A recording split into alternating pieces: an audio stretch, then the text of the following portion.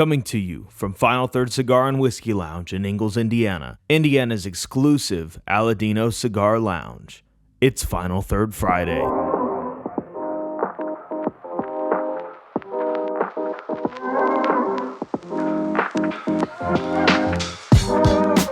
welcome back to Final Third Friday. I'm Rob. And I'm Isaiah. And today we're going to do a couple of things.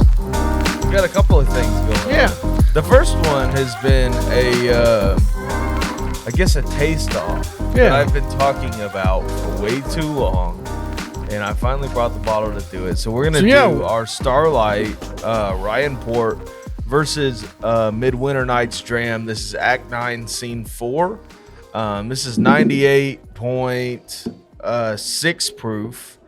And it's a great Ryan Port, but we feel like our pick probably is better than even that, which is kind of going to be shocking to some people. If for nothing else, it's a whole lot more accessible. So we'll put the Midwinter Nights Dram in the oldest logo. The old logo.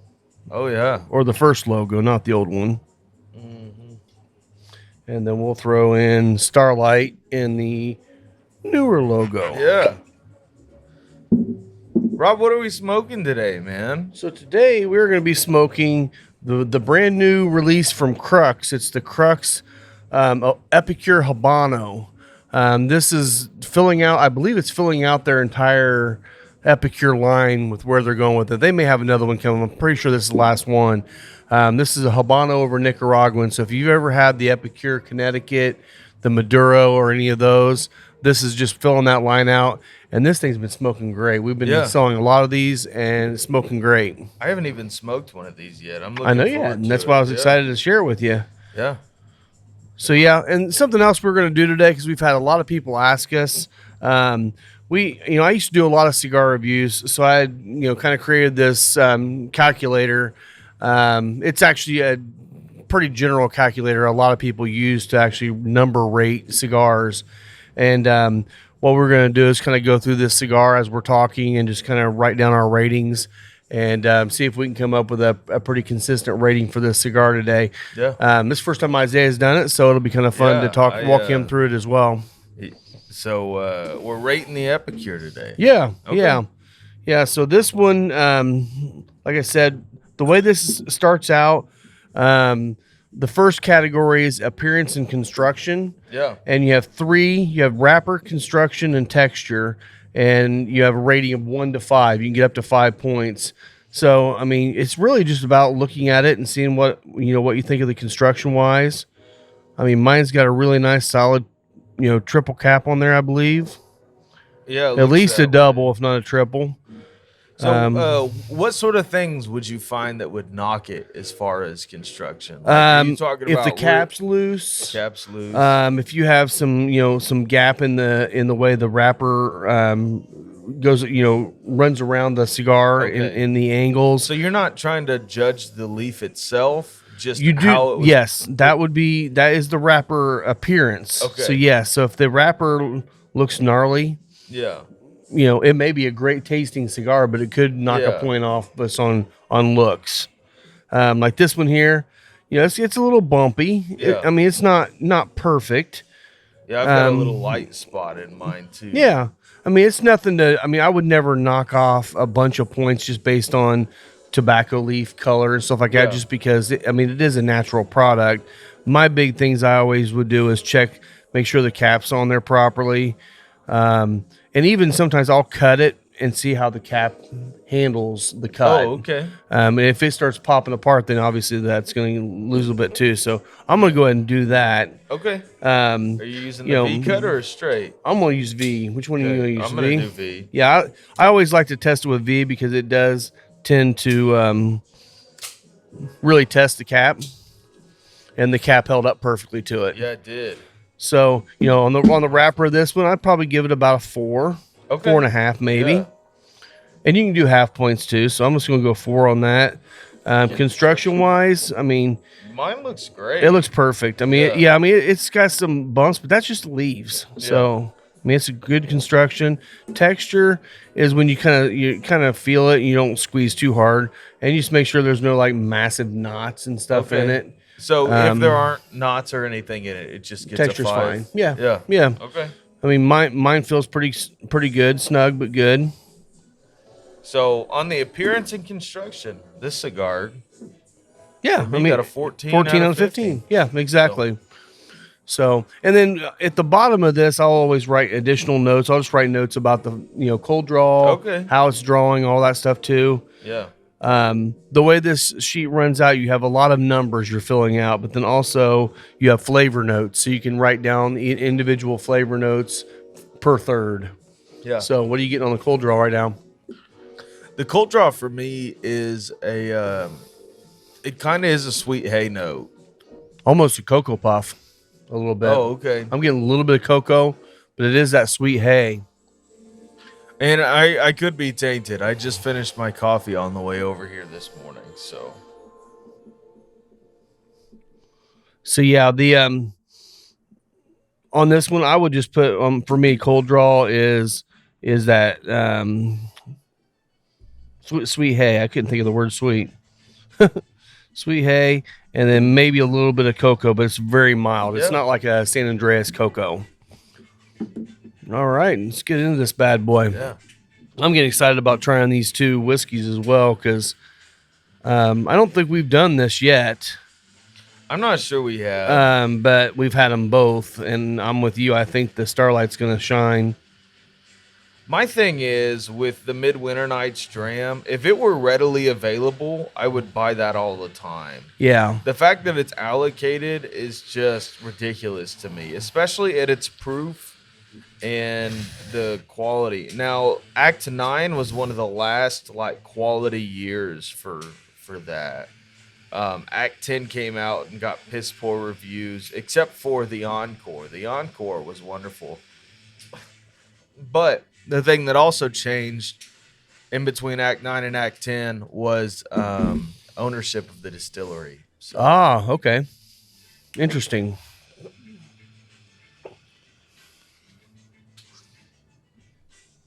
Oh.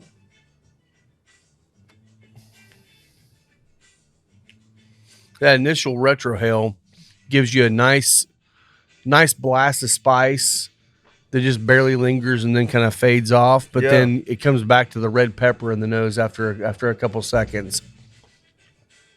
It's really bready on the palate. It is. It is. It's almost French toast bready. Yeah, I could totally see that. Because the creaminess of the smoke is almost custardy. Yeah. So, if you're ever interested in doing this just for yourself, it's kind of fun to do it. I will tell you, after doing it for a couple of years, I found that it's a lot less enjoyable than just sitting down and relaxing and enjoying your smoke. Yeah. So, we're not going to enjoy our smoke as much as just sitting down and relaxing, but it is what it is. Yeah. The spice on the retrohale is really nice too. It's almost more along the lines of like a spicy cinnamon than a real pepper. Yeah. I'm feeling it more as like that cayenne pepper, but I can definitely see it being that spicy cinnamon too. Yeah. It's crazy. Well, and something else we got to look at today. I don't know if we're going to smoke. We'll probably smoke these eventually. I don't know. Probably not today. Okay. But they're called El Talon by Jose Dominguez. So Dave Payne brought these in and gave them to me. And these are actually a 100% stem cigar. Yeah. So the entire cigar is rolled with stems. So we were going to smoke it. Probably going to taste like crap. But when people say, oh, my God, my cigar has a stem in it, it won't burn. This is going to prove right now that stems burn just fine. Yeah. So we're going to try that. We may try it today. We'll see. We may. See how quick this goes. But, and see if the battery dies before then. Hopefully not. So did I see it's your little lady's birthday? Yeah. Her birthday is, I guess, a couple weeks ago when this comes out, but it's June 29th. So that's when Haley's birthday is. Yeah. So that's funny. I didn't realize they had the same birthday. She talked me into taking her to a lavender farm to celebrate. and that was fun for her. That sounds like someplace my wife should have taken her to. Really? Lisa would have loved that. Oh yeah, Victoria ate it up. They That's cool. They had a picnic for us and some sort of lavender wine, which was fine. But yeah, she loved it. She ate it up, and it made her really happy. So Good. Here we are. That's good. Well, that's what it's about. Make sure she's happy on her birthday. Yeah, but no, man, it's been a crazy weekend of concerts. Oh yeah. Yeah, Friday night we went to Symphony on the Prairie and saw the Harry Potter. They did like the Harry Potter soundtrack. Oh yeah. Which I've never watched Harry Potter. Yeah. But the symphony was great. Was Like it? it's the Indianapolis Symphony Orchestra. They're fantastic. Huh. The other fun thing about Symphony on the Prairie is you can just bring whatever bottles you want inside with you. Like they're not sitting there regulating it. So I actually brought this Mid Winter Nights Dram in with me, and a Four Roses barrel strength pick, and a Weller 107. You gotta have options. Yeah. Me and the couple we went with, we had quite a bit of fun. And last night I went to so Friday night was that. Saturday night was the Lavender Farm, which was great except for my allergies. Yeah. Yeah. And then last night was a Young the Giant show, which I'm not even sure you've ever heard of them. I've heard the name. I probably would know none of their music. No, but they're crazy good musicians, dude. Yeah. They had two openers, or maybe kind of two openers. One was Talk, and the other one was Milky Chance. Okay. And I'm not sure anybody listening to this show cares, but Milky Chance sucked like so bad.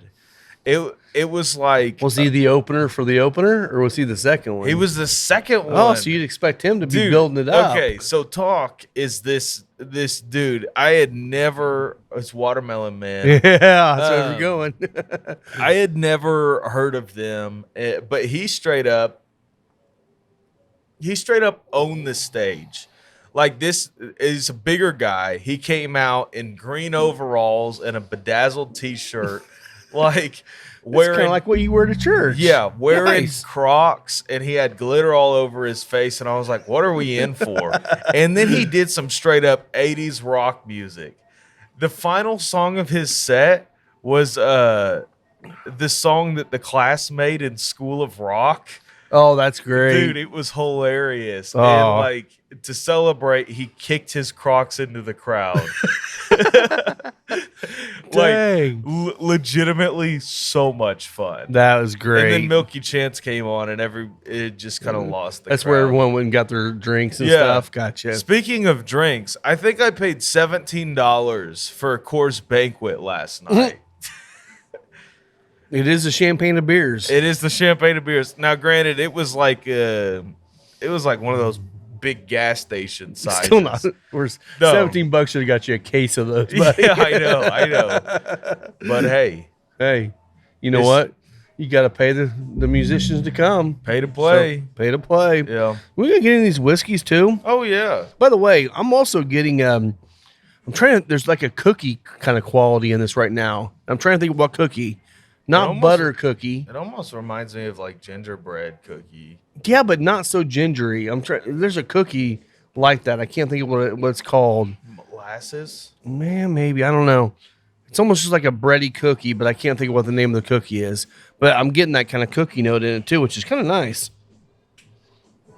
Not a sweet cookie. It's probably leaning back towards that French toast kind of thing going too, though. So. Okay. But let's so, get all into right. the whiskey. So What you do want to start out on ours or? Why don't we ours or start on theirs? Mid Winter Nights, because that one's a little bit lighter. It if is I lower remember proof. right. Yeah. So proof on Midwinter. 98.6, and Okay, ours is 105.6. 105.6. Yeah, 105.6. Yeah. So we're 7 points higher on the Starlight, which already is a win in our books. I mean, it's got a beautiful nose. Yeah, I mean, Especially for a first pour of the day. yeah. I mean, 10 o'clock in the morning. It is 10 o'clock in the Believe it or not, morning. it is my first pour of the day. Yeah. It's not, I mean, Well, you know what we learned on the last show is one drink a day can lower your risk for stress-related heart attacks. yeah, it does. You gotta make sure you have your 14 one in a day increases it slightly. Okay, It's funny because the note on the first one here is more on the mid floral. It's floral and lighter on the red fruit, and on the Starlight it's just heavier on the red fruit. yeah. But you can The definitely Starlight's a little bit brighter too. It is. You can tell side by side that these are in the same world. Yeah, they are. I mean, the noses aren't that different between if they're the two. not competitors, they're brothers. Yeah, Yeah. we're kissing cousins. Kissing cousins? Yeah. Is that what you do in Elwood? No, that's what you do on the east side of Indy. Oh, okay. Rob, I had never heard of Elwood till I worked here. Why would you? Yeah. Oh, that's got a beautiful kind of mouthfeel on it. Super viscous. It is. Has a lot of those port qualities. It has some baking spice in there too. It does, but it's not heavy port. It's almost like a really, really young tawny port. Yeah. Not aged. Where I think when we get into ours, I think that's where you get that almost 20-year-old tawny port going. That's actually, I mean, it's really, really nice. It is really nice. Now, what's the price point on that bottle? So they shot up last year, and they were all sitting around the $150 mark at the store. And this is half of that price. Yeah. If you were to buy this at Starlight right now, it'd probably be $75 to $80. Yep. Interesting. So why is that one? Is that just like a certain number of bottles they blend together to get this release every year, or it's not single barrel, is it? No, it's Okay. not, and it's their limited edition. So they let's see, yeah. So all they say on this is finished in French oak port barrels, bottled by High West Distillery. So Okay. it's a blend of straight rye. A lot of it is, I mean, a lot of it is, and what it used to be is all MGP in port barrels, but now they've started blending in their own stuff. And I think on Act 10, they did all their own stuff, and people said, hey, hold up a minute. We weren't ready for this. Yeah. And nobody liked it. Ah. Well, and Because like High West Double Rye, it's double rye because it's their rye and MGP rye blended together. right. It's two different rye mash bills. Okay. And it's wonderful. Like, Okay. it's fantastic. Well, and Isaiah's idea of bringing these two together was only to bring them together to compare two similar whiskeys. Yeah. Not because if you guys know us well, you know we love High West. Oh, yeah. And we love Starlight. No, so I'm this not was actually crapping on more of High like West. a comparison of seeing a bottle that's half the price of another bottle and how much they can compete to each other, but also how different they can be. Yeah. So, I mean, and like I said, this is probably the last good year that we're going to have of a Mid Winter Nights Dram. First of all, beautiful bottle. Like, it's been one of those bottles that I chased forever. I cracked it open and was like, this is not doing as much for me as I hoped it would. Nah. You know, it was one of those bottles you try at a bottle share, or maybe I was at somebody's house doing a tasting, and it was just kind of a goat bottle in my head for a while. And then I Yeah. finally got one, and I was like, it's been a couple years since I tried that, and my palate's developed a little Was bit. it the same year? No. No. I had tried in Act 6, I think. Gotcha. But, you know, you get what you get. Yeah. When you're getting a highly allocated, like this is their this is High West's yearly limited release. It comes out in that OND period, October, November, December, which is when everything else drops too. That's when your B-Tax come out and your Pappies, your Midwinter Nights Dram comes out. Heaven Hill normally does a release then. Yeah. So Okay. Well, I'm ready to get into the Starlight now. yeah. Yeah, the Starlight's a little bit brighter on the nose. That's interesting. Ton more flavor. A lot thicker on the Oh, palate. a lot thicker on the palate. A lot more flavor. A little bit spicier too. It is. The rye definitely shines through more on this. Yeah. Which is what you want. I mean, It's what I want. that's what a lot of people, when they try the Angel's Envy for the first time, they really like it if they're newer to whiskey, or if they just like lighter, lower proof. But it's so port forward, you lose the whiskey in it. Yeah. Where this one, you still keep the rye, but you're getting that port too. Yeah. It almost makes the fruit not quite so much port, but almost like a different kind of fruit a little bit. Almost like not raspberry, but kind of I don't know. What fruit am I thinking of? You see what I'm saying? It's doing something a little, and maybe it's It just kinda because does we're coming off of this one. Well, it kind of reminds me of like the chocolate covered raspberries. Could be, yeah. Yeah. A little bit sweeter raspberry. Yeah, that could be it. Or like the who is it that makes those? The dark chocolate covered pomegranate. Oh, yeah, those are good. Yeah. That might be Like what I'm kinda thinking, that the flavor, pomegranate. yeah. Yeah, that might be what it is. Yeah. Okay, Rob. Are these two comparable? Comparable? Yeah. You think they're in the same class? I think they're in the same class. Okay. I think they're different animals. They are different animals. But I think they're in the same class, and honestly, I wouldn't be disappointed getting either one of them in a pour. But yeah, they're definitely very, very similar. They're different enough to where it's nice to have both bottles, but they're not different enough to say I've got to have this over this. Yeah.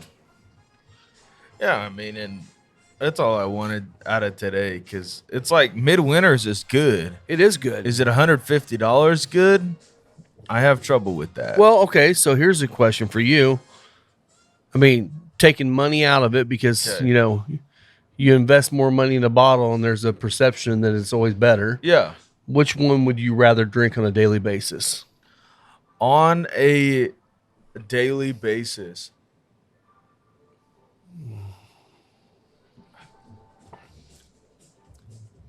On a daily I know what I'm saying. On a daily basis, I honestly might go Midwinters. Would you? Like if it were a $50 or under bottle, I'd say, yeah, I could do that. The nice thing about it is it's low enough proof that drinking it in the summer's great, all that stuff. There is a difference in between the two. That's for sure. There but is. It's not as far as I thought it would be. And Same here. I thought the Starlight was going to be a lot more viscous and a lot more thick on flavor, but and it could be we're drinking them side by well, side. and the Midwinters just is a little bit, has a lot more of those dark notes in there that I enjoy. But the Starlight, I go to that bottle all the time, Yeah. because I can. Yeah. Yeah. But yeah, if you had your choice, what would you drink? I'd probably go Starlight. Yeah. I just like the little bit thicker viscosity on it. I like that fruit popping a little bit more. But either one of them I would go to easily. Yeah. And part of that could be the fact that I've got a crap ton of this. Yeah. And I don't have that. Yeah. So, but yeah, both of them are good though. I really enjoy them. That was actually a fun little experiment to play with those two. I do really like the viscosity on the Starlight. If Yeah. that Midwinters was higher proof, I think it would kill. Oh, I think if that was at the same proof point there, I think they would be a way more similar than not. Yeah. Because I think that's the only reason why is that's 7 points lower. Yeah. That may be the only thing that's taken away from that fruit and viscosity. Could be. So how's that cigar treating you? Dude, this cigar is wonderful. And in fact, it's bringing out a lot more of the baking spice quality in this cigar. Yeah, I started getting a lot of the cinnamon baking spice. The retrohale now has some of that breadiness. It just reminds me when you turned on the toaster with bread in there. It does. Yeah. It does. Almost like a wheat toast. Yeah. Yeah, that's really. But what I like about it is like when you first retro, it's like, oh, it's nice and it's not bad, and then all of a sudden, boom, Yeah. made me Speaking sneeze. of which, Made me sneeze. But red pepper just like lingers in the nose. That's what made me sneeze right there. So I mean, we're just barely into the first third too. This is going to be a slow burner. this is So a that's some things to talk about. really good Habano. It really is. And do Well, you and- still have some in there? Of what? Azuli Oro. The what? Azuli Yeah, Oro? yeah, we do. Yeah, Okay. yeah. This shares a lot of same like flavor characteristics with the Azuli Oro. Mm-hmm. This just has more going on in the retro hail, which I would agree. It's a little bit stronger. yeah. Yeah. And I love that. Well, and Tony Haugen, shout out. We're gonna start drinking to some Shout shout out. outs. Tony's the rep from Crux, and he's we're trying to work on an event with him to come in here and promote his brand and also just get to know him. You guys are gonna love him. He's a great guy. Yeah. But he brought one in for me to smoke a few weeks ago, and I was like, damn, this is a really good addition. Yeah. I mean, it's right up there with any of the other cigars in our line. I think I still lean towards the Bull and Bear is my favorite. Yeah, the Bull and Bear's fantastic. But that's not part of their Epicure line. That's a specialty line. Yeah. So My goodness. I'm loving this. It's like once the weather gets hot, I just migrate to Habanos all over again. yeah, that's what I was walking through the humidor yesterday trying to figure out what I want to smoke, and I'm like trying so hard to figure out what am I in the mood for, and Yeah. I could not come up with anything yesterday. Really? And I mean I smoked cigars, but I'm like nothing was just like going, I really want this today. Yeah. The only thing that I was really wanting was the Warhead 9s, but I've got such a limited supply of them. I don't want to smoke them all up. Ooh, yeah. That's what I'm worried about because I was going to have a smoke that today, but I was afraid by the time this airs, we They'll might be be out of gone, them. So yeah. I'd hate to do that to people, but Oh, yeah. especially with the event coming this week. Yeah. So by the time you guys are hearing this, we've already had the Espinosa event. Hopefully you got in here to meet Eric because he's Yeah, such hopefully. a solid dude. Yeah. Oh, man. I'm really excited about that Warhead 9. It's good. Yeah. I Is smoked the one. shape weird? Like to smoke? You would think, but it's really not. Yeah. I mean, it's kind of shaped like the Warhead thing going, but it's cool. Yeah, no, that's great. That's great. Yeah, I would have liked to have done that on the show, but it really makes no sense because we got 100 total cigars and Yeah. they're not going to last for a week.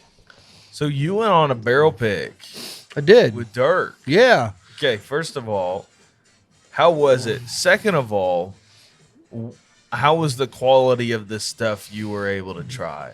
Well, first of all, doing anything with Dirk's a blast. Yeah. He's a great guy. Him and his wife, and then a buddy of theirs.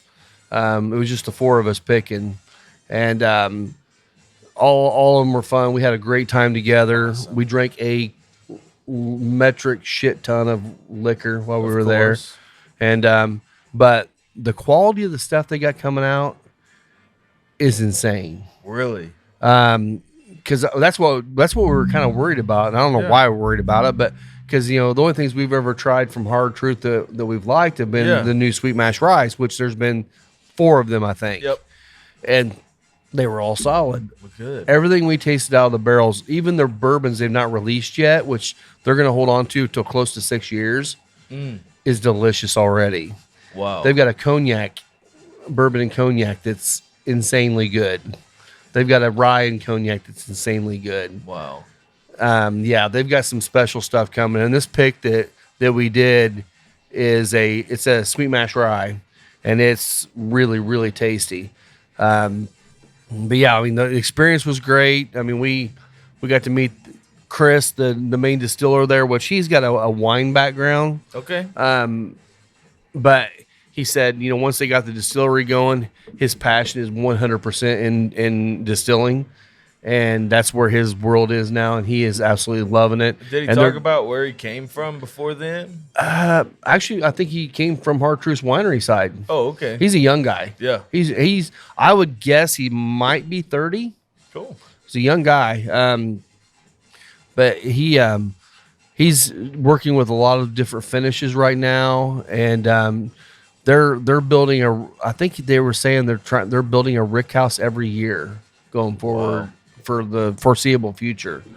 And I think they're about 3/4 capacity on the rick house we were in, and they'll be starting to fill up the next one after that.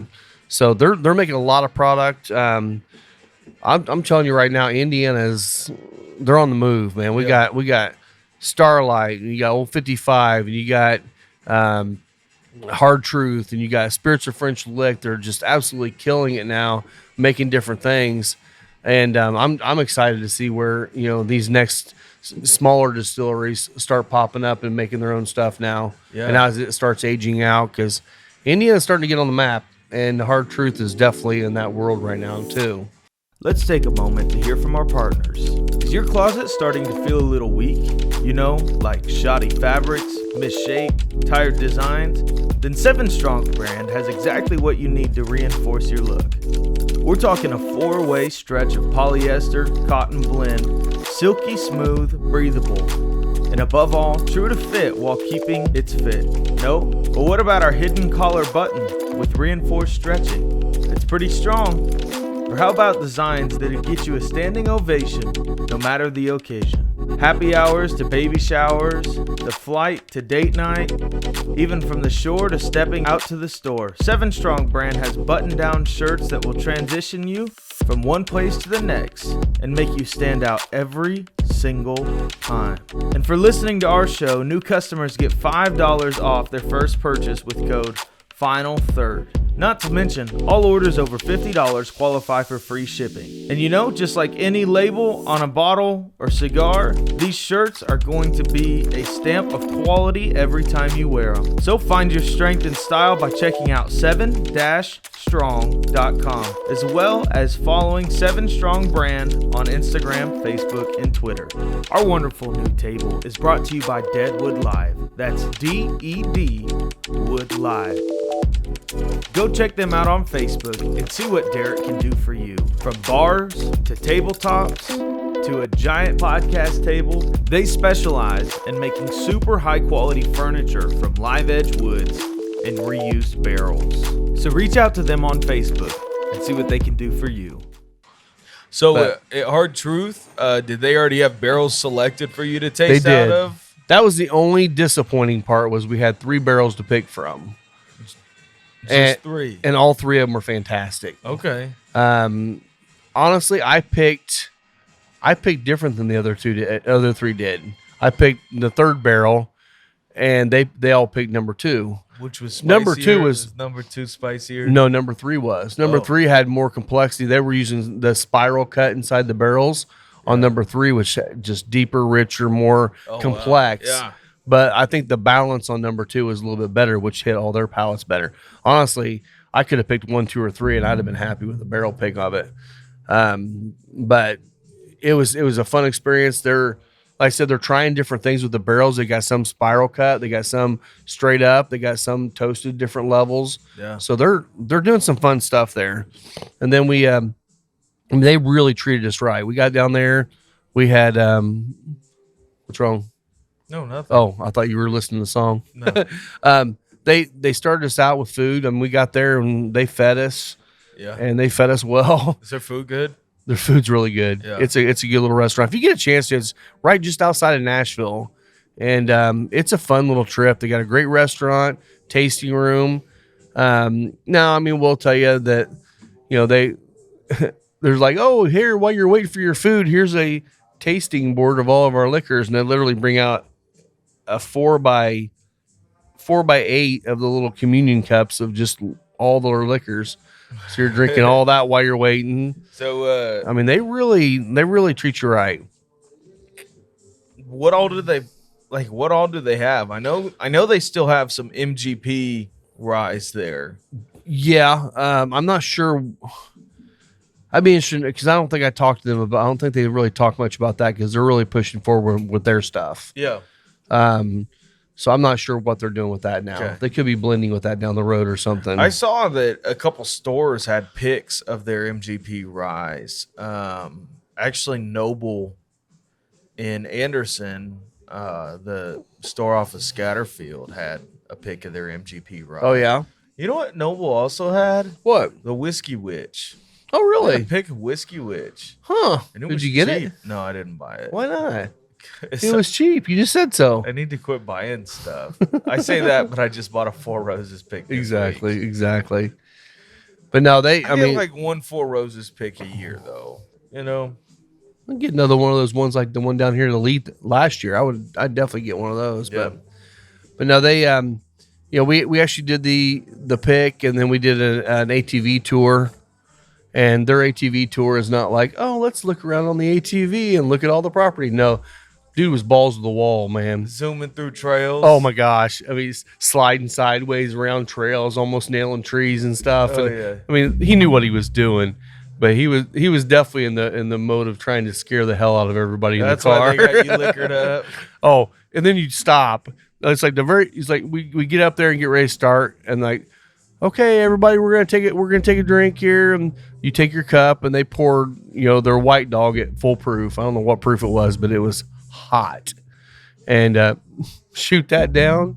You're like, okay, here we go. We get on the thing, fly down the trails to the first stop, get another pour of something else, drink that, fly down the trails. Hey, are you having Glencairns on this thing? No, it was plastic cups. Oh, okay. Yeah, but it was fun. It would have been more. I think that would have been more fun if they could have just went slower and told us more history.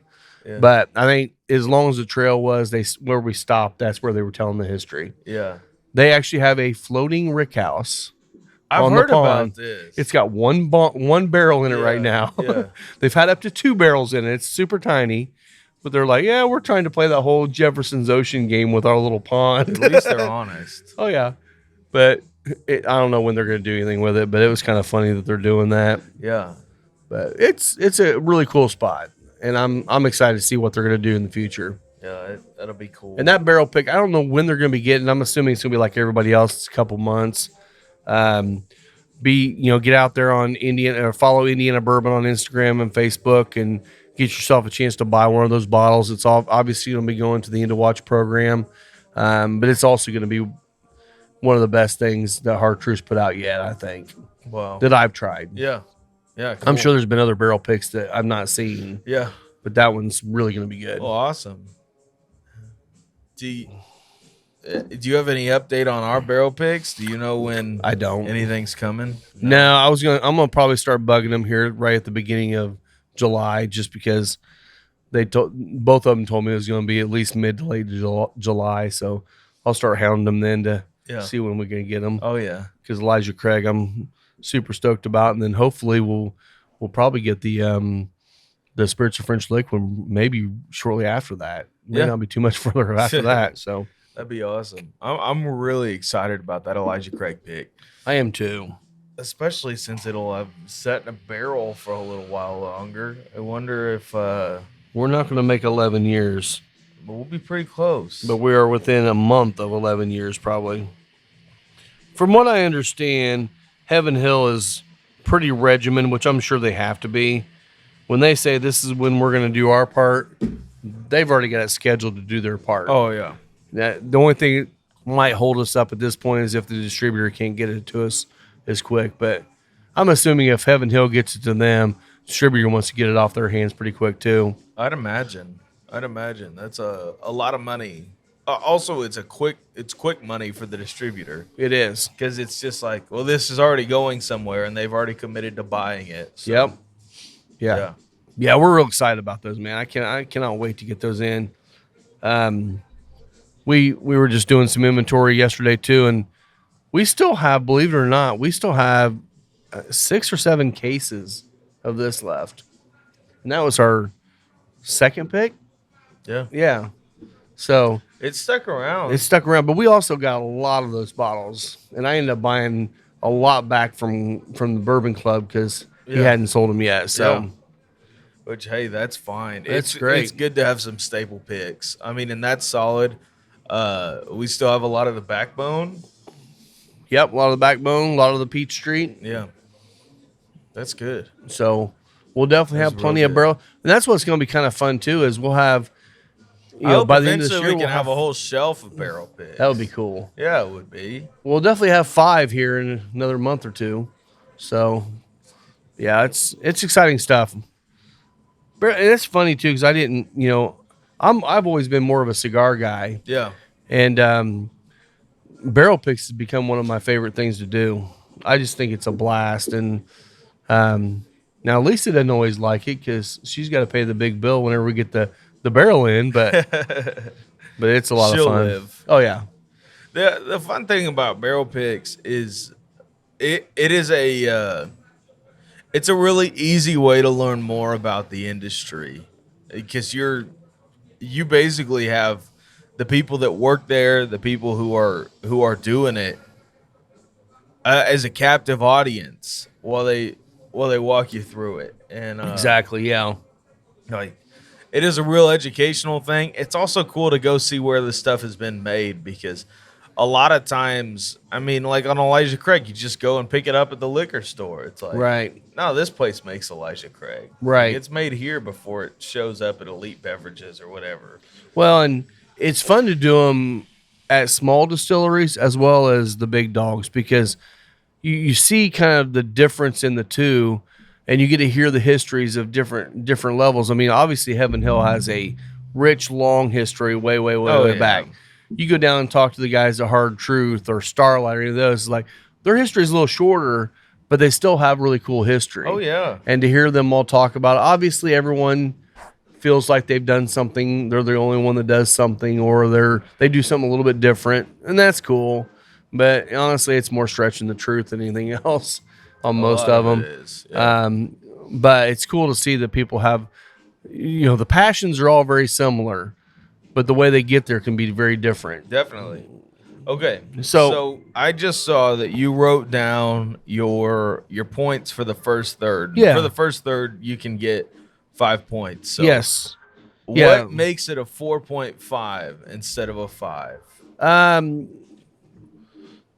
Only I think the complexity. Okay. So like right now on the first third, you know, I got French toast, that kind of cookie note, which is probably leaning towards the French toast, the cinnamon baking spice, and then red pepper spice on the red trail. Really nice. Yeah. I don't know what would take it to a 5. Okay. I think a little bit more complexity. So when you're talking complexity, are you looking for like just a flavor you can't pinpoint? Yeah. Yeah. Okay. Yeah. Either one I can't pinpoint or something outside of those kind of bready qualities. Okay. So something outside of the typical realm that you expect. Yeah. Now, if it was something I didn't like, Yeah. it would be a 2.5 or 3. Okay. But I love this. So and I very seldom will give, especially in the first third, I very seldom give a cigar a perfect score in the first third. Okay. Because my goal on a cigar is that, of course, because we call this place Final Third, is the final third's the best part of the cigar. Yeah. And it should continue to develop and get better all the way through. So on the Knuckle Sandwich 55, would that be a 5 scoring first third? Yes. Yeah. Yes. Because it pops you right off the bat. Yeah. And it doesn't transition a ton, but it's got all the flavor and all the complexity all the way through. Yeah. So that one- So a 5 is wow. Yeah. It's Doesn't get any better than this. yeah. And it doesn't have to be that it's like, oh, it's my favorite cigar. It's based on this cigar. yeah. So, yeah, I mean, you may be lower, you may be higher. Again, this is all subjective. I mean, we may come out of this, and Isaiah's got rated this cigar an 85, and I've rated it a 92, or vice versa. It doesn't. I mean, honestly, ratings really are just your way of saying how much you like a cigar. Yeah. The scale is kind of nice too, because like if you get a cigar that you rate 95 to 100, so this actually, if you add up all the points, 100 is a perfect score. 95 to 100 is cream of the crop. It's The best of the best. best of the best. 90 to 94 is excellent. So really anything over 90 is a really great cigar. Yeah. And then 80 to 89 is good. 70 to 79 is average. And then below 70 is poor. I very seldom get to the point where I'm below 80. So let's say you get a cigar that's just brown paper bag. Where's that going to sit for you on the scale? Honestly, I won't rate it. You wouldn't? No, because that's one of the things when I would get cigars to rate. If someone sent me cigars and it was absolute dog rocket and I don't want to smoke it, or it's just brown paper bag, I'll reach out to them and tell them. By brown paper bag, we mean the tasting note is brown paper bag. And if you ever get one, you'll know exactly what we're talking about. I honestly would reach out to the manufacturer to say, hey, this is not my jam. If you're looking for any input, I'll be glad to give it to you. But I'm going to tell you right now, I don't want to put out a bad review because obviously this is their baby. Yeah. And someone loves it. Otherwise, they wouldn't be making it. And so I'll never shit on a cigar that way. And they put a lot of work into that. They do. And a lot of money goes into it. So to release a review that is poor, especially when you're on a scoring system like this. Yeah. It really could hurt a company that's just starting out. And there's a lot of factors. Really, if you start looking at it, the flavor on a cigar is only 25 points of the cigar. Yeah. You got 15 points for the appearance and construction, 25 points on the way it smokes, and the overall experience is 35 points. So you should be, if it's a well-constructed cigar, even if it tastes like crap, you should still be at a decent point to start with. Yeah. And it really takes a lot to get one to drop below 70, in my opinion. Yeah. There are some people out there that'll do it. And that's what kills me, too, is like I've seen people give ratings, point ratings, not even use a sheet. They're just basing on how much they like the cigar. And there's a guy go, this is probably a 90. And it's like there's no basis of that other than the fact that they liked it 9 out of 10. And it's like that's not really the way to truly rate them if you're looking to really break it down. Yeah. But again, like I said, if you do want this, let me know. I'll send you the sheet and you can play around with it yourself. It does take away from the enjoyment of just relaxing and smoking a cigar. It really does. Yeah. But it is fun, especially on a cigar that you like. It would be interesting to have the cigars that are in your rotation and just have a smoking session where you're just smoking the one, rating it. Then maybe a week or so later, you smoke another one that you absolutely love and rate it. And it's just another way to experience it. Granted, it's more analytical. Yeah. But it is a cool thing to do. Yeah. Yeah, and I didn't create this this sheet. This was a sheet that I saw somewhere else. Someone else had made it. It may have been Aficionado or somebody. I just kind of tweaked it with a few things that I like on it, but it's nothing new. This actually all started from wine enthusiasts that would actually go out and rate wines. This actually was a similar kind of process that they changed over and created it for cigars. Yeah. Because wine, they've been doing this for wine forever. Oh, yeah. And in wines, when you look at wines, a lot of them will boast about their ratings. Yeah. Cigars do They occasionally. do too. Especially when you get someone like there's a few ratings out there that, any brand that gets a rating from anybody is going to boast about it. Yeah. But there's some that mean something. Like, honestly, Cigar Journal, they do a good job. Yeah. I don't agree with all the people on their tasting panel, but for the most part, they have so many people tasting and they're doing blinds. It is what it is. Yeah. Aficionado is hit and miss on whether their ratings are great or not, only because I still feel like they do a lot of cigar ratings based on people spending dollars in their magazine. Yeah. Cigar Snob does a good job. They do a really nice job. Cigar Coop, William Cooper, he does a really good job on ratings. There are a few out there that I would listen to. When you start seeing these ratings like, Joe Smack over here rated this at 94, you're like, who's this guy? We don't know who he is. He could be his best buddy. Who knows? The equivalent in the whiskey world of being like going double gold at San Francisco World Spirits competition versus going gold at Indianapolis State Fair. There's a big difference there. Yeah. And I would even say the same about the Ascot Awards, which I love. Fred Minnick. I love Fred Minnick, but there is a. I mean, to a certain extent, it seems like every single person that enters into that competition, because it is a lot smaller pool than something like a San Francisco World Spirits competition is. Yeah. It's just gonna get something. Like, you'll at least go bronze. Yeah. So it's tough. I mean, especially considering that like Campari got a gold in there. You know? It's like, this is a liqueur, Fred. Yeah. Well, and the thing I like that Fred does that's not his just normal, awards is he'll do a blind of like 8-10 different whiskeys, and no one in the entire group that's doing it will know any of them, and they will rate them. Yeah. And you know what? Sometimes you get this $15 bottle that outperforms the $150 bottle, and people are like, "Oh my God!" Yeah. But when you're blinding, that happens because your bias is out. You don't realize this is a $150 bottle compared to a $70 bottle. Yeah. Well, and the other thing that he's done in the past couple of years is he's gone live on YouTube and rated whiskeys blind. Just doing a blind tasting. I think he did 25 last year. He did his top 25. And the year prior to that, you know what won? Or what came up really high was Barrel Seagrass. It just beat out some BTAC for him that night. And it was just like, that's crazy.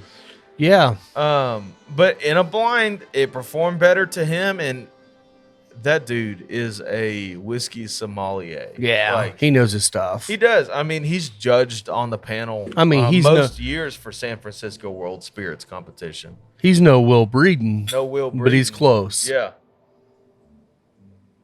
Will's actually working his way up through the ranks too. Yeah, he is. He's been studying for his, I don't remember what level he's on now, but he's gone through 2 or 3 different levels now of the whiskey classes to become a master. So we're going to be having to have him on once he gets an executive bourbon steward. Which I am just bourbon steward. Same here. We both just a steward, which you can go and get on stick and stave and take the just read the book and take the test, and you can get that too. It's actually very informative. It's a really good book. It really is. As much as I appreciate Tony and Finger's book, Let's Go Bourbon, the Stick and Stave Bourbon Steward book is a crazy value for your money, considering how much information is built in there. And it does read like an academic book. It does. It's not a fun read. No. But a ton of information. It's really informative, and just if you're at all interested in the bourbon world, or you're starting a bourbon collection or whatever, that's something you should do. Even if you don't want to take the test, buying the program to get the book is worthwhile. Yeah.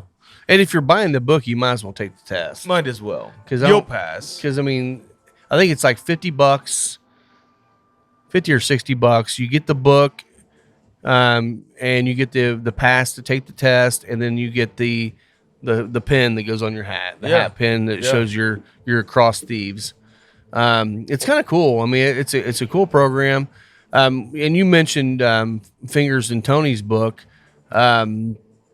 That is more of a throw it on your table, and the guy that doesn't know anything about bourbon can pick it up and literally in a few minutes can learn the bare basics, bare basics of what bourbon is. Yeah, I mean, it's a coffee table read, whereas this one is like a you have to sit and focus. Read. Yeah.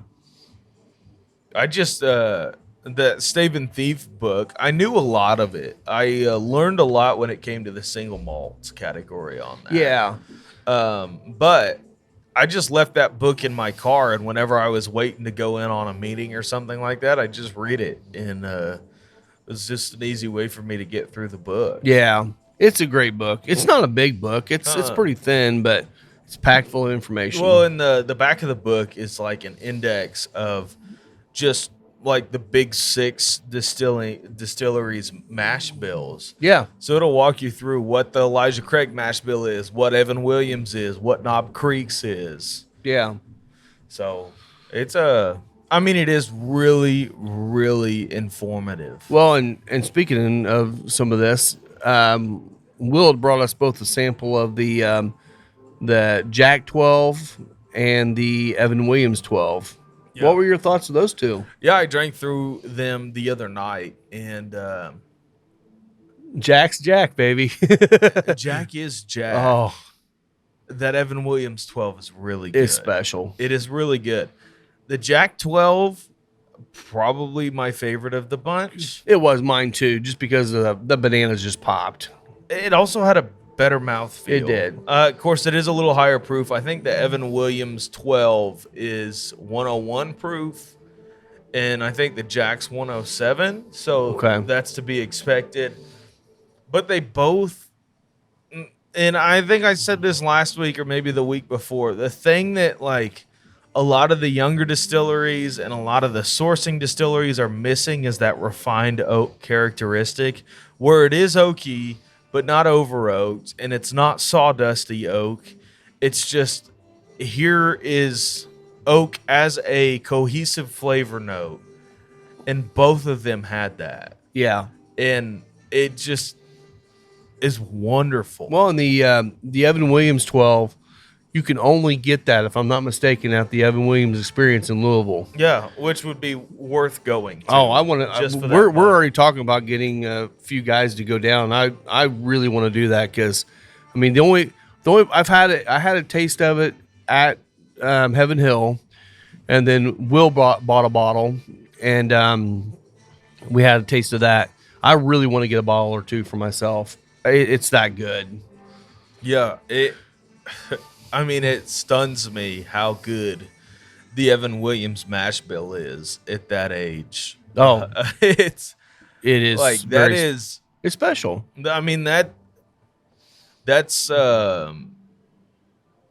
allocated whiskey level for me. Like that's what all allocation should be. Yeah, is something that's just absolutely unattainable on the market otherwise. Yeah, it's crazy good. Well, I'll tell you, I'm still kind of floored on that benchmark full proof, man. Yeah, I was shocked at how good that was, knowing what regular benchmark is, and I'm sure there's people out there that love it. It's not my jam. That benchmark foolproof was delicious, and you had told me you'd shared some with me, and I totally forgot about it. But it's pretty good, especially in that $15, $16 price point. Yeah, I've only found it around the $20 price point around here, but it's even at that, it's still great. I mean, you're talking benchmark foolproof or Wild Turkey 101. You know, yeah, you're talking what 125 proof, yeah, something like that. 125 proof for under $20. Yeah, it is a great value for money. Yeah, which actually, is hard to find in the whiskey space. It is. Yeah.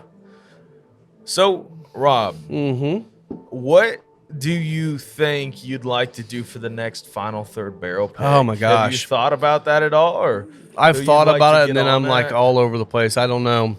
Yeah, because some of these have kind of fallen in our lap. You know, like the Elijah Craig one.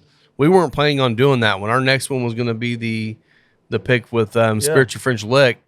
And when Heaven Hill comes calling, you say, "Yes, sir, may I have another?" We had a week turnaround between figuring it out and going. Yep.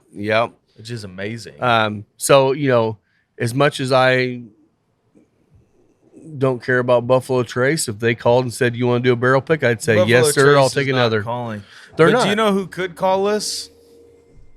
Old Forester. That's one that was one of my tops. Yeah. Of the big dogs. That's one of my tops. Next ones I want to do. That's one that I would really, really like to do is an Old Forester. Same here. And you know, I would even still in the Brown Foreman category, I would love to do a Jack Daniel's single barrel pick. I would too. Those are a couple of the big dogs I've been thinking about. They only release some of the barrel proofs, like they only have a certain number of them, But even the Black Label barrel picks are fantastic. Yeah. A lot of them taste like banana pudding, and you know what? That's great. That's not a I bad love thing. that. Yeah. Well, and I'm with you though. Old Forester would definitely be one, and actually maybe I'll start doing some research on that. And maybe get one set up for either the end of the year or first of next year. Probably first of next year to get a big one coming first of the year, because there's not been any barrel picks of Old Forester that I've had that I didn't like. Yeah. Some are way better than others, but Yeah. I mean, that all the everyone single ladies pick. might be my favorite so far. So good. Might be my favorite so Oh, far. I capped my bottle off with you. Oh, yeah? Yeah. Good stuff. I still got some I'll share with you. Oh, it's okay. Another one, I'm because if we end up selling through a lot through the fall of what we've got, I might do like a short barrel of a wood hat. Yeah. I wouldn't mind getting a Rubenesque in here. We'll see. I mean, it just depends on timing of that.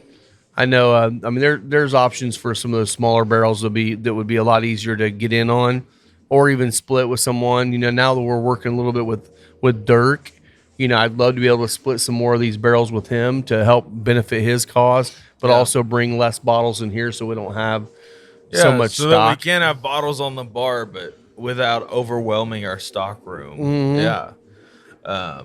I would love to do an Old Forester pick. Now, they are the type to be like, here's 3 to pick from, and we already know the one you're going to choose. But I would love to get that. I'm in for an Old Forester. That's gonna be my next one for sure. I'll reach out and try to get that going. So back to the cigar. Okay. Under the smoking characteristics, you have draw, burn, smoke output, and even light. Okay. We're already into this enough now where we can start talking about that a little bit.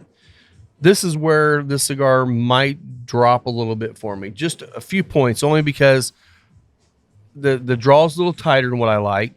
Yeah. The burn's been great. The burn's perfect. I'm not going to say anything about that. Smoke output's been a little low only because I'm having a hard time keeping it lit right now. And the light was even. It was perfect.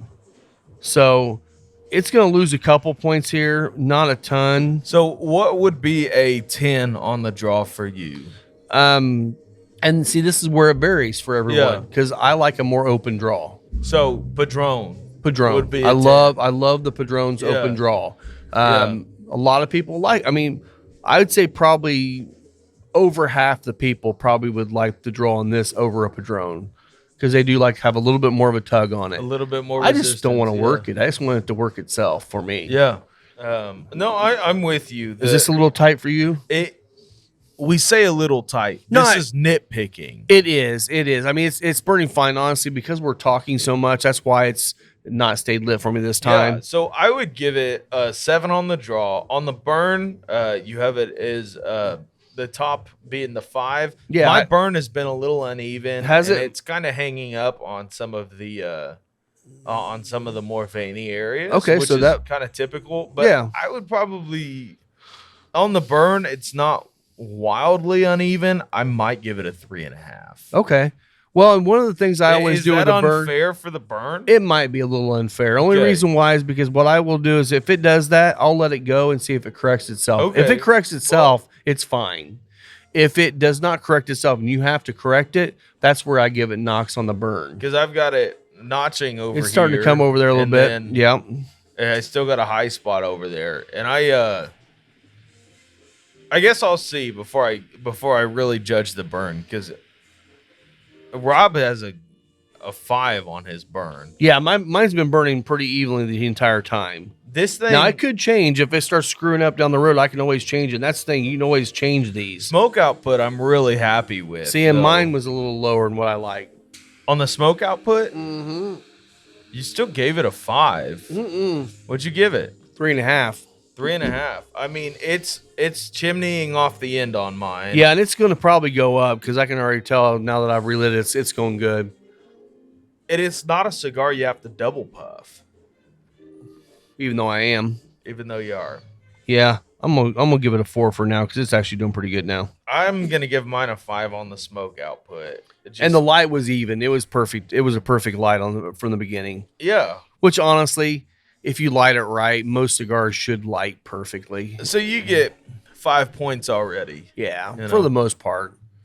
I mean, the only time you're going to get one that doesn't do that is if you're doing like a little perfecto or something like that. But honestly, that you should never ding it until after it's to the collar because those are never going to burn perfectly. No, I mean, it's like on the Rojas breakfast tacos. Mm-hmm. Those, every time I see somebody grab one, just give it a minute. Oh, yeah. Give it a minute, and it will be a fantastic cigar for you. They They start off tight, but once you get it burned past that collar, and I will tell you, my last couple times smoking them, I haven't even been toasting the end. I'll just straight up hold the lighter to the end and puff on it to hopefully burn away some of that wrapper real quick so I get a more open draw quickly. Granted, that makes me have to correct it on the other end, but I'm able to enjoy the cigar a lot quicker. Yeah. Well, and that's why I tell people a lot of times when it's the first time they've smoked something like that is, you can do it both ways. The first time I always tell them, just try it the way it was intended. Just light that end, puff it, get it going, and then just slow smoke that thing to the collar. And don't over puff it because if you over puff it, it's going to end up charring up on you or not tasting good, or you're going to get a wonky burn going. But once you get that collar on those cigars, just like the Queen's Perfecto from Aladino on the Cameroon, it's tight on the first draw, but it's going to be. You get that get right to the collar, all of a sudden all those flavors just pop. Yeah. And that's what's nice about them. Oh, yeah. So it's slowly trying to catch up, but I'm not sure it's going to on this cigar. So it may be a ding for you on yours. Yeah. Yeah, you're definitely going to have a ding on yours. So I'll give it a 4. Because it's not so bad that I have to correct it. Like, it's not like it's canoeing down one side or something like that. But and everybody has a different time that they like to correct cigars. I know a couple reviewers, and they're both on the same panel. One guy will wait until it's a good inch on the wonky burn before he'll ever correct it. Yeah, the other guy is like a I've got half like inch, a quarter inch right now. One thing I will tell you, don't just jump in and correct it immediately. I know some people are like, oh, I'm anal about it, I want to do it. All you're doing is burning your cigar faster. Yeah. And you might end up building some char in there as well. You don't always have to constantly correct it to make it look perfect. You'll see some guys smoking and that thing will be canoed all the way down the side and they'll just keep smoking it until it gets done and they'll put it down. Yeah. I'll never go that far because I want to enjoy the entire cigar. That's usually construction, or you're smoking it so freaking fast that all you're doing is sucking down one side of the cigar and you're getting all the air coming through one side. Yeah. So I'm going to knock mine on the burn. And this is the second time it's happened to me. I corrected it once on this cigar. But I'm going to give it a 4. So right now, in the smoking characteristics, you can get 25 points. So I'm at 21 out of 25. Yeah, and I'm at 21 and a half right now. Okay. But I'm gonna keep playing with it and see. Yeah. And I am gonna go ahead and correct it. And and with the second, third, because I'm just now approaching. You're solid in the second, third now. We haven't even talked about the flavor notes have dropped some. I'm definitely getting that wheat toast, almost a buttered wheat toast. And that's the only way I can describe it is buttered wheat toast. Just because the smoke's creamy, or is that slight butter sweetness? It's got that kind of butter sweetness on the tongue left over, which I do like. I do like that a lot. It almost reminds me, Rob, of rye toast, like a marbled rye. Yeah, that's probably what it is. Yeah, that's actually even a better descriptor than wheat. Just because it is a little bit more grainy than just a wheat toast. On the palate, there's still a little bit of that cinnamon, but it's dropped off quite a bit. On the retrohale, it's red pepper now. Yeah, it is. And I was getting red pepper from the beginning, but that red pepper is still there and nice and solid. The baking spices are still there, but they're a little bit more married. There's probably multiple baking spices going together, but I can't break them apart to see what's what. I could instead of calling it rye toast, call it wheat toast and like nutmeg or something like Yeah. that. Just that slight I say vegetal, not in a bad way. That's No. not a ding to this cigar. We're just pinpointing notes and nitpicking. So Well, speaking of marble rye, if you're a marble rye guy, you need to. Have you ever been to Sunrise Bakery or Sunrise Cafe? welcome to Food Talk with Yes. Rob and Isaiah. It's up off When of we get our new soundboard, I'm gonna make a stinger for Food, Food Talk. Yeah. Yes. So they used to be over around Keystone at the Crossing. That was the only place it was. Yeah. We used to eat there lunch all the time, and now they're also opened up at 116th Street, kind of behind the Torchy's Tacos there. Yeah. But they have the most amazing grilled cheese sandwiches, Okay. and they do it on their house-made marble rye, big thick marble Oh, rye yeah. with like 4 cheeses on there. Throw some Oh. bacon and avocado on it. Dang. Oh my gosh! I Yeah. went by there, and I've been trying not to eat much bread, but I went by there the other day and had one, and I'm like, oh, best grilled cheese in the entire world that I've ever had. So good. I am a big fan of marble rye. I am too. The store-bought one I always get is Pepperidge Farms. Yeah. But there was a place in Nashville called the Grilled Cheesery, and I've been there. I mean, it's a white girl sort of establishment. No, wait, no. I've been to grilled cheese and soup, or what's that one called? They have one that's grilled cheese and tomato soup that's their menu, and they have all these different iterations of it. I can't think remember that's it. Is that what it's called? The Grilled Okay. Cheesery. Okay. My favorite ever grilled cheese is from there, and it is their spinach and artichoke grilled cheese. Of course, I'm a big fan of spinach and artichoke dip. None of the store-bought ones. I've never had a store-bought one that was good, Nah. but you get a good spinach and somebody's grandma makes a spinach and artichoke dip. Nice, It's gonna be good. thick and heavy. Throw it on and- pita chips. Oh yeah. Oh yeah. Oh yeah. Yeah, I wasn't gonna eat today, but now I'm. You already weren't gonna starting- eat today. I wasn't. It's 11. I Rob. wasn't gonna eat today. You're diabetic. I've been eating way too much food these last man. So back to the hard truth trip. We were slammed, man. I mean, we were slammer hammered, man. We ate 4 meals while we were there just to try to sober up. Well, I'm sorry, we ate 3 meals while we were there.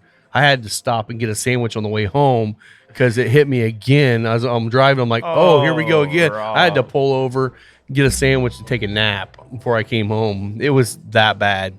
Oh my gosh. It was bad, and I haven't been that way in a long time. You lean your since seat the back couch. in the. I did. I pulled off. But I found me a Chick-fil-A, grabbed me a sandwich, pulled off side. It's laid there for about an hour. Oh my. I was so glad that Lisa didn't need me to come back in because I was not going to be able to make it safe. Yeah. Man, that's rough. It was, yeah. They gave us. They got you good. They got us really good. Yeah. Yeah. They were not stingy on the alcohol, that's for sure.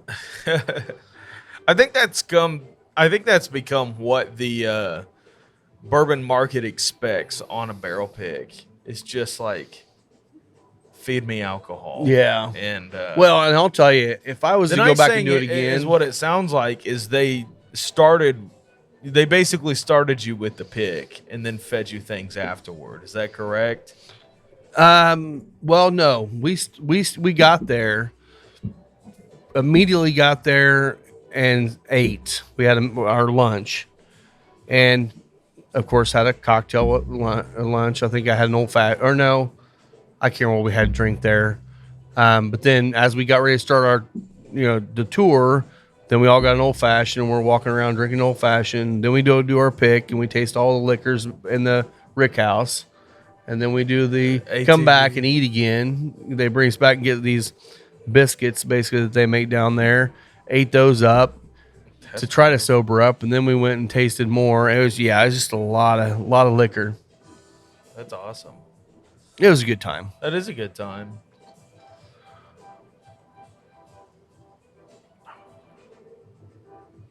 So, when this airs, Rob and I are probably going to be pretty soon heading back down to French Lick to talk with Alan Bishop from Spirits of French Lick, and we're going to record a show with him. Please send in questions. Yes. Like, if you have stuff that you'd like to hear answered or stuff that you don't know about, if you message them to Rob on Instagram or comment them on the YouTube page, we would love to present those to Alan Bishop. And nothing is too much for him. He is an all his cards are just laid out on the table. Yeah. All the time. Yeah. And once because Isaiah's getting ready to head out of the country for a week and a half. Once you get back, we'll get that scheduled with him and get that set up, because we're going to do it remotely down there at Spirits of French Lick. So we'll take all of our gear down there, and it'll be a good time. He's a professional. He does a ton of his own podcasts, so he'll be super informative.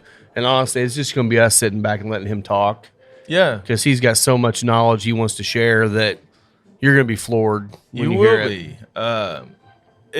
It'll be an amazing. I think it'll be an education in Indiana distilling across the board, or at least that's what I'm hoping for. I think it will be.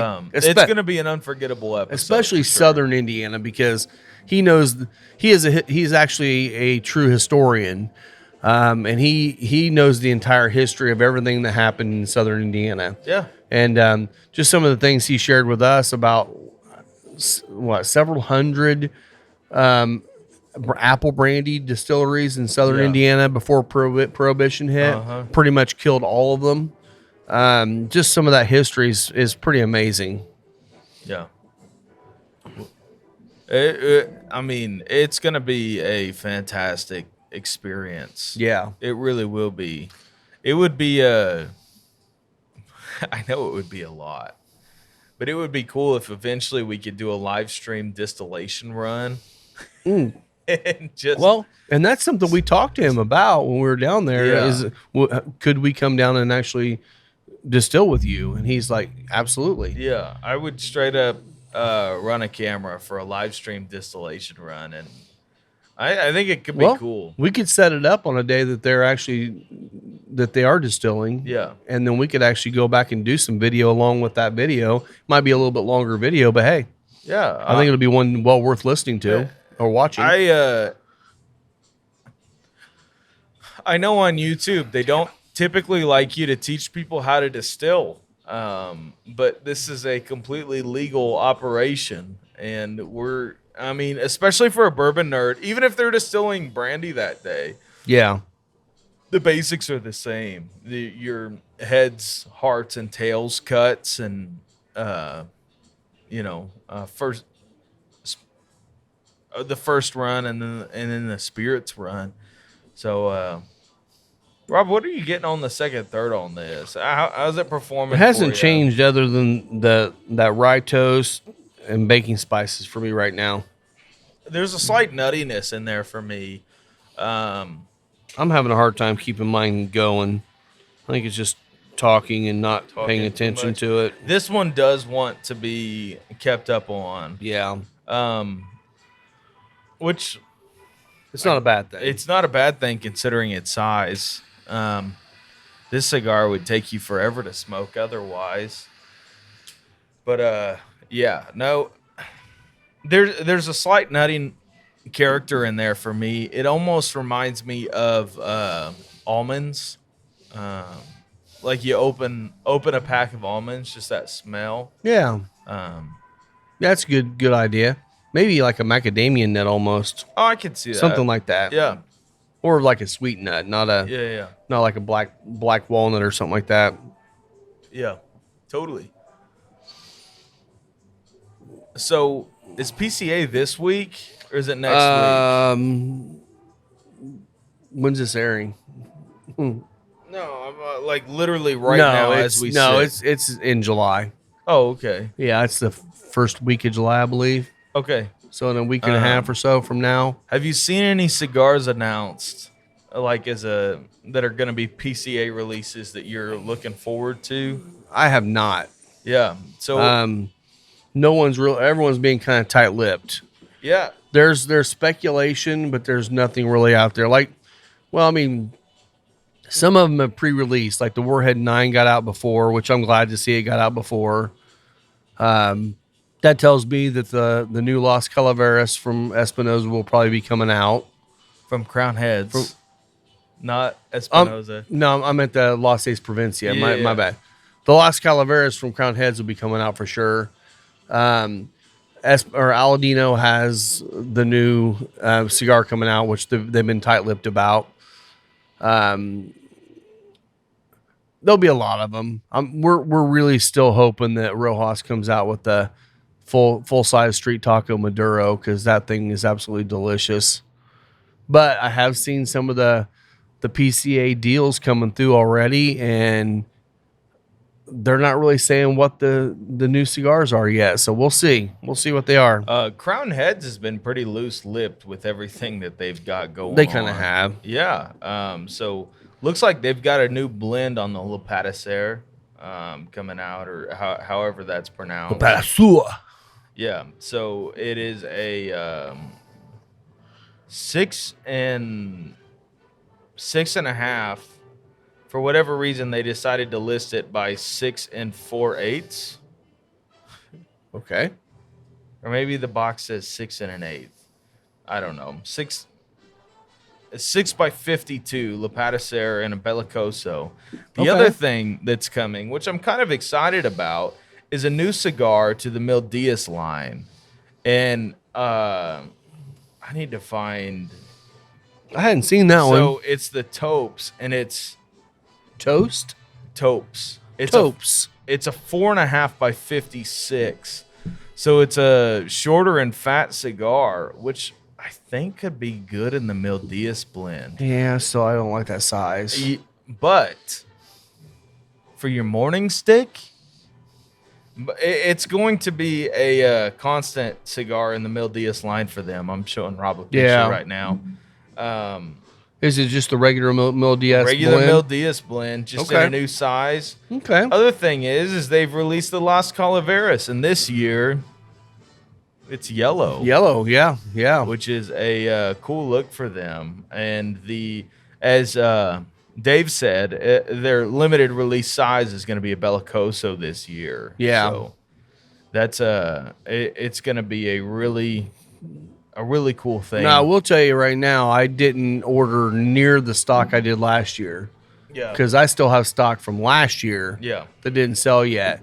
So this is going to be a little bit more limited. And honestly, I think it's a little bit more limited this year for them too. It is. So I know a lot of places around the country, especially Nashville, they sell out in days. Yeah.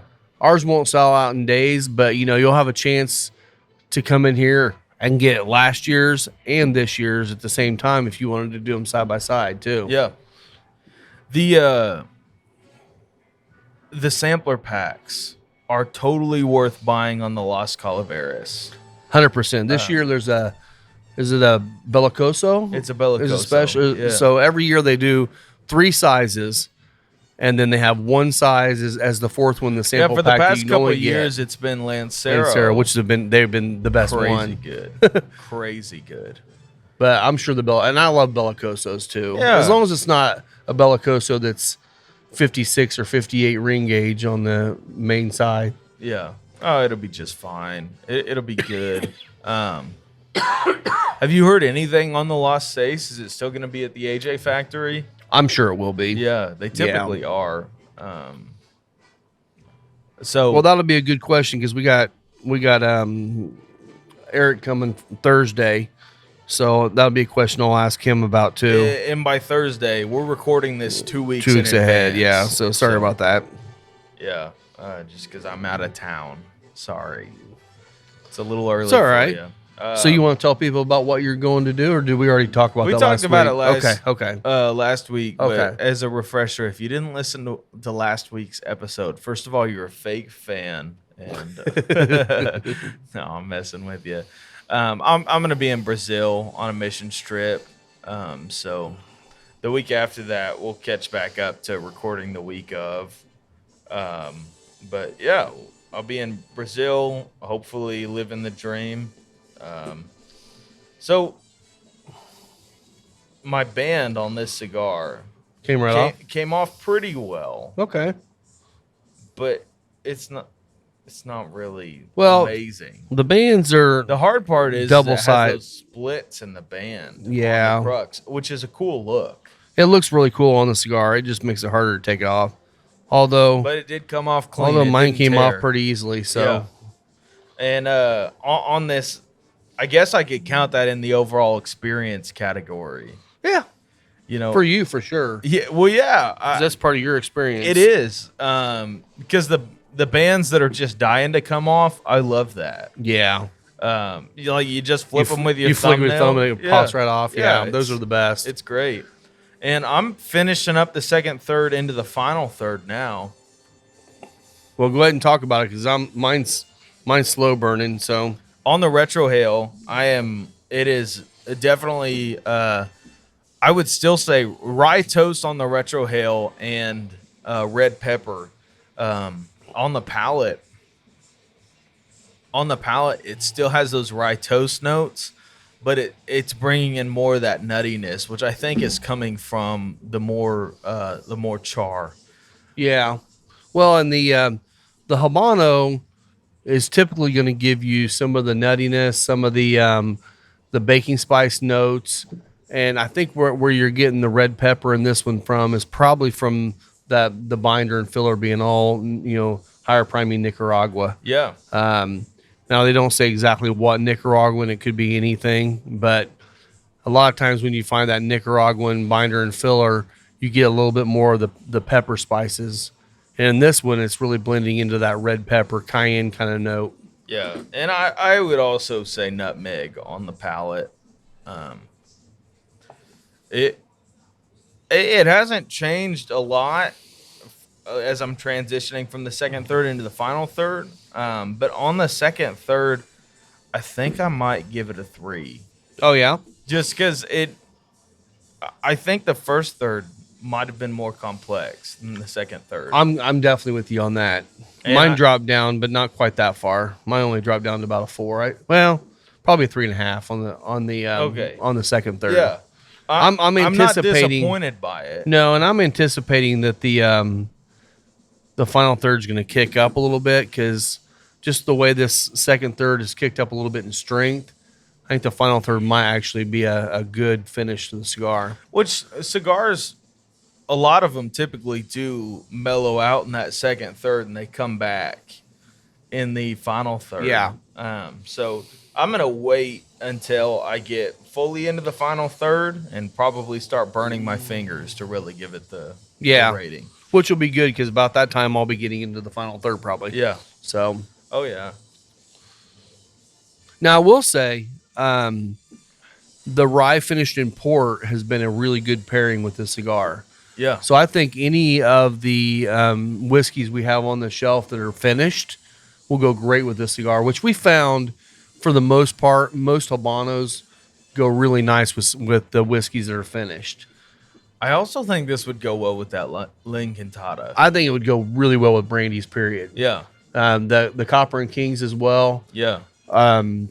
Both of our new brandies coming will be perfect. That Cabernet or that wine finish one the wine is going to be finish. absolutely perfect with this cigar, which we'll still have them. This is a regular release cigar, so Yeah. I mean, it's just going to be called wine finish because if you like, I don't think they know what wine it was, but No, it definitely leans towards cab. yeah, you could, if you watch the video on YouTube of our barrel pick experience, you could hear them talk about it and try and figure out what wine barrel it was. Yeah, And nobody knows. which I don't know if.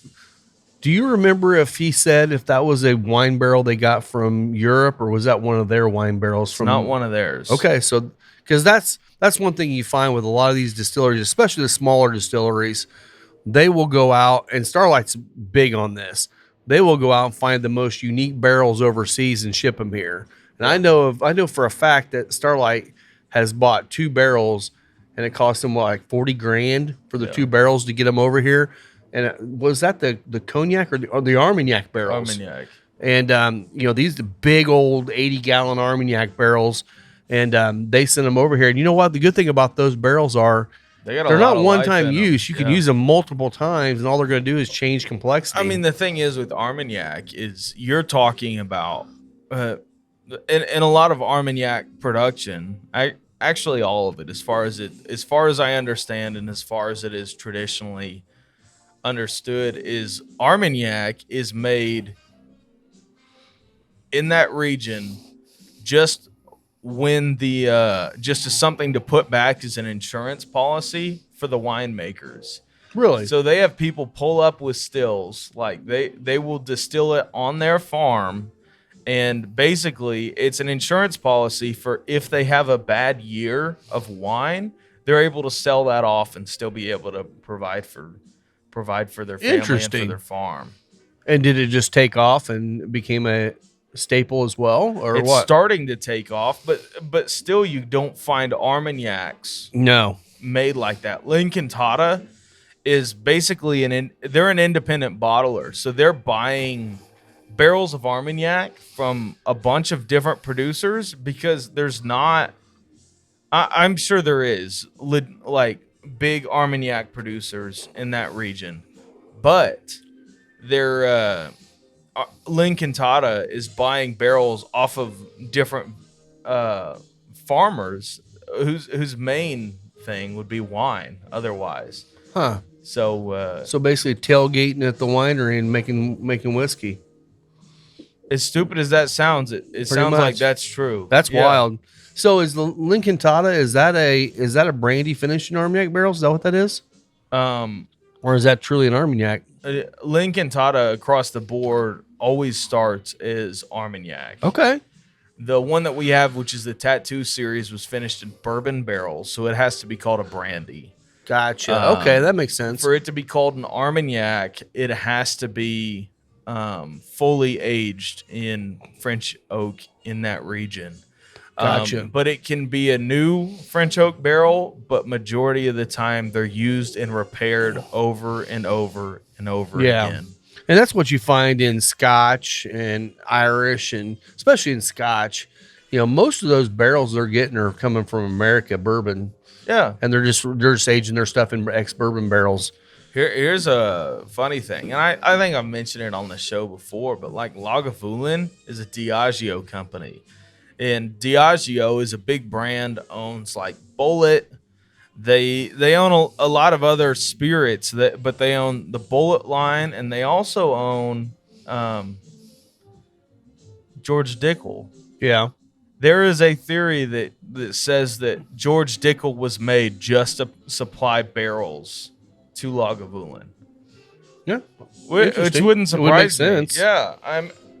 I mean, obviously, so they've got it down pat. So where are they located? Dickel? No, Campari. Campari? Or wait, who? Diageo. Diageo. I'm sorry, Diageo. Yeah. Where are they? Where are they stationed out? Are they a Japanese-owned company? No, because there's a lot. We were talking about this week. There's a lot of the big distilleries down in Kentucky are being bought up or have already been bought up by Japanese-owned companies. Yeah, like Beam is all Beam Suntory. Yeah, Beam Suntory. Sazerac, isn't that a Japanese brand? I am unsure of that. Actually. Which owns Buffalo Trace and all that. Yeah, I'm not sure where Diageo's at.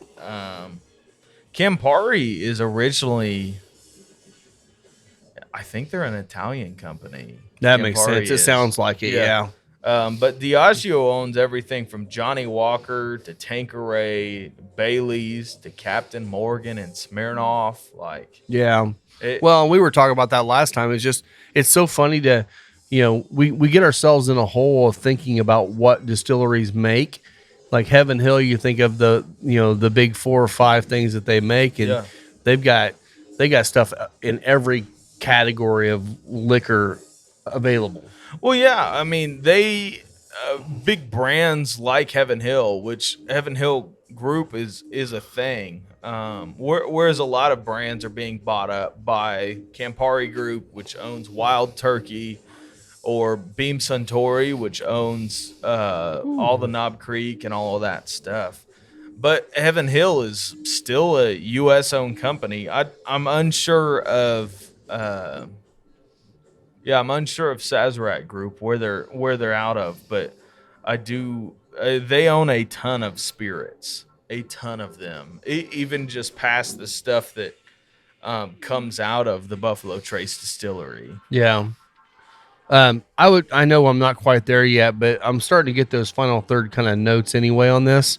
Are you getting a nice umami kind of thing going now? I am, yeah.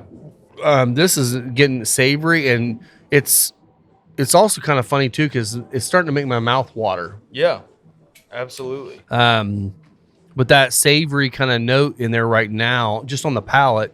I mean, I didn't even retrohale, and it just was coating my palate really nice, which means I feel like this is kicking up in a little bit more complexity now. Is. So I am in the final third, and it is that I'd say it transitioned more back to a wheat toast, and it has that umami note. And on the retrohale, it's a stronger red pepper, but not a knock you over red pepper. No, it still does that wild thing where when you first blow it out, it's like, oh, it's a nice mild red pepper. Then all of a sudden, boom, it hits you.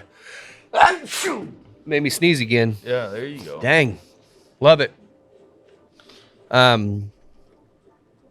So, okay, and we can finish out our flavors and stuff like that as we go too. Yeah. But so the overall experience is worth 35 points. So this is really where it kind of makes or breaks your cigar. The first one, and honestly, they're pretty much the same thing. It's did I enjoy the cigar? What was my overall impression of the cigar? That's two different categories, both worth 17.5 points. Did I enjoy the cigar? I think I did. I did, yeah. I mean, I definitely enjoyed it. We may have nitpicked a few things, and that's one thing you'll find is when you're doing this, you'll nitpick them. I mean, if you get a cigar and you give it 100, I mean, I will tell you right now, the highest rated cigar I think I've ever rated was probably still my Padron 26. And would you rate that? And I think it was like 99. Okay. I almost get a perfect experience every time I smoke that cigar. And I was trying, and that's one thing when I get a cigar like that, I really, really try to nitpick the heck out of it because I'm like, it can't be perfect. There's nothing perfect. I mean, it's a handmade product. It's a handmade product. The leaves depend on the season, everything like that. I mean, yeah, because I mean, out of 17.5 points, did I enjoy the cigar? I'm probably about 16. That's where I'm at. If it weren't for the slight burn issues I've had, it would be a 17. Yeah, and I would probably be about 15.5 on the overall impression. Yeah. And because there were a couple little things just like I said, the draw was a little tight for me. The smoke output for me was a little bit less than you, so obviously it's just probably the cigar I got. Yeah. The draw, like I said, was just a little too tight, a little tighter than what I like. Okay, so let's say, I'm willing to give that a 15 as well. So I got a 31 on the overall experience. The final third, I'd still like to give it a minute before I rate that, but I mean, this cigar is, it's performing really well. Really well. Of course, anything that comes into this shop, Rob believes in. So. Yeah. I mean, we're trying. I mean, there's cigars in there that we don't smoke, but the reason why we don't smoke them is because we don't like sweet cigars. Yeah. And people smoke the hell out of them. So we're do. going to bring them in for people that want those. But I guarantee you, if it was if the Deadwoods came in here and they wouldn't burn right and they were not constructed well, I wouldn't care if people wanted that cigar or not. I wouldn't bring them in because I don't want people to have a bad experience with that cigar. I'll find something that you'll enjoy. Yeah, totally. So yeah, final third is where we're at right now for the flavor notes. I do feel like it kicked back up a little bit for me. Mm-hmm. Second, third was a little bit on the lower end for me. But the final third, I'd probably jump it back to a 4. Okay. I think that first third was still the best part of the cigar for me. Just because I think the overall start was really, really nice. So this is just slightly behind it, maybe. Also on this chart, you have overall flavor impression. So that's just rating all of it together. The entire, yeah. So, I mean, and basically what that ends up being is an average of what you've had there. I mean, for me, that would probably end up putting that at 1 out of 10. Yeah. That'd probably put that at about 7.5.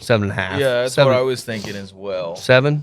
I'd give it a 7.5. Yeah, that's where I was thinking 7.5 because. So we can add these up now, and like I said, it could switch a little bit towards the end, but.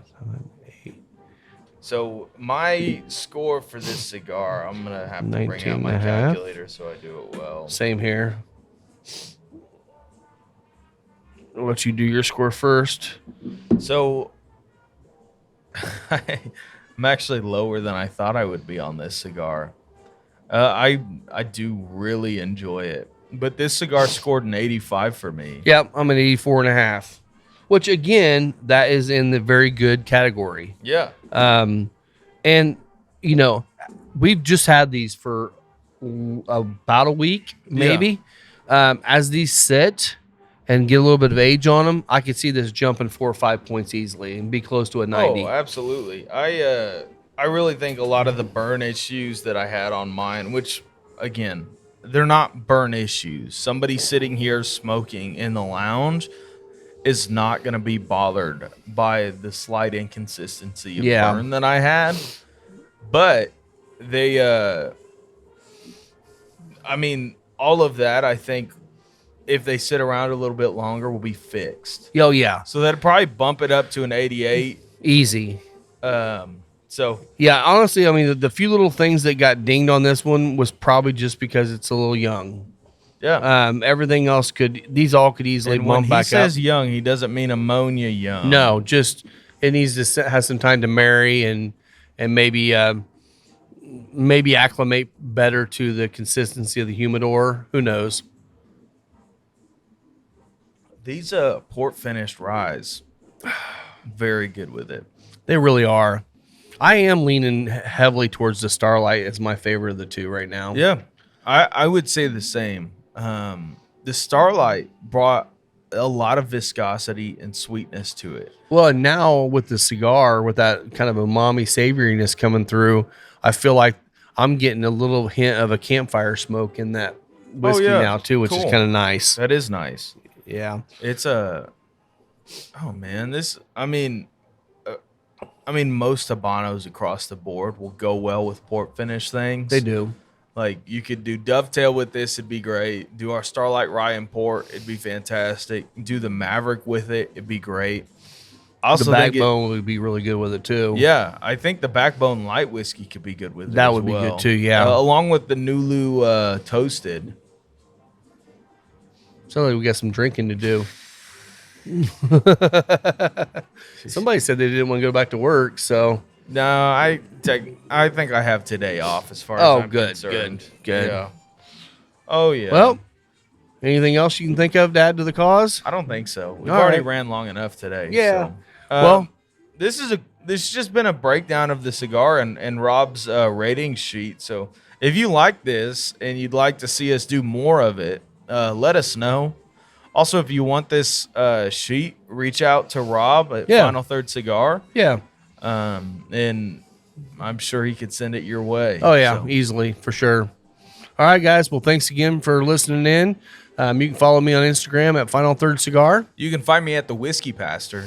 And, keep listening to us. Like he had said earlier, if you have any questions you want for Alan Bishop, let us know those, because by the time this records, we'll probably be setting up a meeting with him over the next couple weeks. Yep. And we'll be ready to take you down there and meet him and really chat with him too. So, well, thanks a lot, guys, and we will see you next week. Cheers. Cheers.